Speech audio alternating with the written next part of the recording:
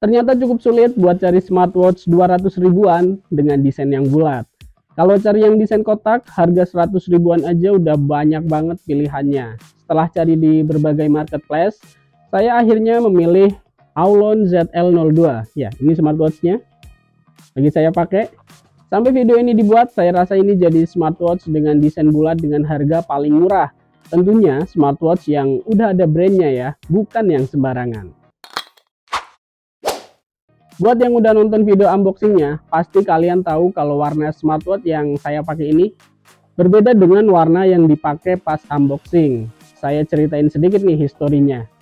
Jadi smartwatch Aulon ZL02 pertama yang saya pakai, yang warnanya hijau gelap, itu mati setelah seminggu pemakaian. Ya, awalnya saya juga kaget karena baru beli kok udah mati gitu. Tapi ketakutan itu sirna dengan cepat ketika saya menghubungi pihak Aulon untuk klaim garansi. Saya menghubunginya lewat Shopee dan cuma dimintain video unitnya pas lagi dicas. Setelah ada bukti, Aulon langsung kirim unit baru. Nggak ribet, nggak galak, dan yang pasti after sales-nya top banget. Buat Aulon nih, acungi jempol. Yuk kita lanjut bahas smartwatch-nya. Aulon ZL02 ini kalau dilihat dari desainnya, menurut saya sih cukup oke ya di kelas harga segini. Desain bulatnya ini ngasih kesan lebih modis, apalagi kalau dibandingin sama smartwatch kotak yang udah banyak banget di pasaran. Tapi sayang, karena bezelnya ini tebal banget, ini yang paling disayangkan. Di sisi bezelnya terdapat titik-titik berwarna putih. Ini menunjukkan angka kalau menurut saya. Karena bezelnya yang gede ini, saya jadi lebih sering pakai watch face berwarna gelap. Jadi bezelnya sedikit tersamarkan. Di samping terdapat mikrofon dan tombol on off. Ya, ini tombol on off doang ya, bukan dynamic round.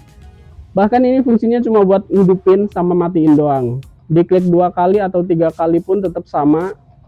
Secara desain keseluruhan, finishingnya tuh nggak kelihatan murahan. Strapnya pakai bahan silikon, lumayan lentur dan nyaman dipakai seharian, serta nggak gampang ketempel debu. Nah ini penting nih ya. Sama persis dengan Aulon Huavi GTS yang sebelumnya saya review.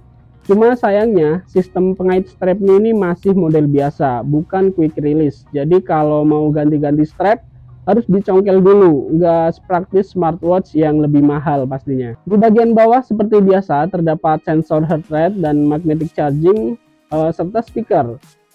Cara desain menurut saya Aulon ZL02 ini punya PR pada bezelnya aja nih. Smartwatch ini punya 8 tampilan menu. Kamu bisa mengubahnya di pengaturan, kemudian ke display, kemudian pilih menu view. Tampilan menu ini cukup variatif dan nggak ngebosenin. Oh ya, layarnya ini masih pakai panel TFT berukuran 1,28 inch. Layar TFT ini emang sering dipakai di smartwatch murah atau menengah karena punya beberapa keunggulan, yakni kuat dan nggak gampang burn in, lebih murah sudah pasti, dan cocok dipakai buat outdoor. Namun punya kelemahan juga, yakni warna hitamnya yang kurang pekat, nggak secerah AMOLED ya pastinya, dan sudut pandang yang terbatas. Resolusinya emang belum terlalu tajam, tapi cukup terang buat dipakai di indoor maupun di outdoor. Touchscreen-nya juga responsif bahkan di kondisi basah sekalipun. Baterainya ini di 230 mAh yang diklaim working time-nya itu bisa sampai 5 atau 7 hari, bahkan 7 hari. Saya udah pakai ini lebih dari sebulan dan itu nggak terbukti, sayang banget. Apalagi jika selalu terkoneksi ke smartwatch, 2 hari aja udah bisa habis baterainya. Kalau di mode hemat daya, smartwatch ini emang awet banget, bisa tuh 5-7 hari. Tapi di mode hemat daya ini kan tentu banyak kurangnya ya, kayak nggak bisa lihat notifikasi, raise to wake-nya nggak aktif, buat nyalain layarnya juga harus ditekan tombolnya dulu, ya jadi kayak pakai jam mati, jadi nggak disaranin deh. Tampilan antarmukanya sederhana dan yang saya suka dia punya beberapa pilihan watch face bawaan yang bisa dipilih langsung dari smartwatch-nya tanpa harus lewat aplikasi. Tapi kalau mau yang lebih variatif tetap harus download dari aplikasinya dulu, yaitu aplikasi David. Kita bakal bahas aplikasinya di akhir video. Buat ke menu, kita perlu menggesernya ke kiri 2 kali. Awalnya saya kira cukup tekan tombol di samping, tapi ternyata nggak bisa. Hal ini menurut saya kurang efisien karena jadi nggak praktis. Pada tampilan menu pertama terdapat menu activities. Di sini aktivitas harian kita akan terekam seperti langkah kaki, pembakaran kalori, dan lain-lain. Tidak ada yang spesial di sini menurut saya ya. Mending kita bahas lagi menu lainnya. Pada fitur sleep saya udah mencobanya dan hasilnya saya rasa kurang akurat. Entah bagaimana mulai dihitung tidur dan bangunnya. Tapi saat saya pakai untuk tidur dari pukul setengah 11 malam hingga subuh, smartwatch ini hanya mendeteksi 3 jam aja. Ya, cuma 3 jam padahal harusnya kan lebih. Fitur lainnya yang sering ditanyakan nih biasanya ya oleh teman-teman semua, yaitu fitur heart rate-nya.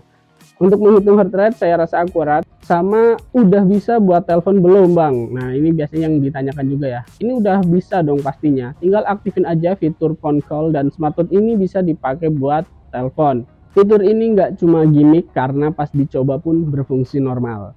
Nah buat yang suka berolahraga, fitur exercise ini perlu kalian eksplor lebih dalam. Banyak banget fitur olahraga atau gerakan lainnya di sini yang sangat membantumu dalam beraktivitas.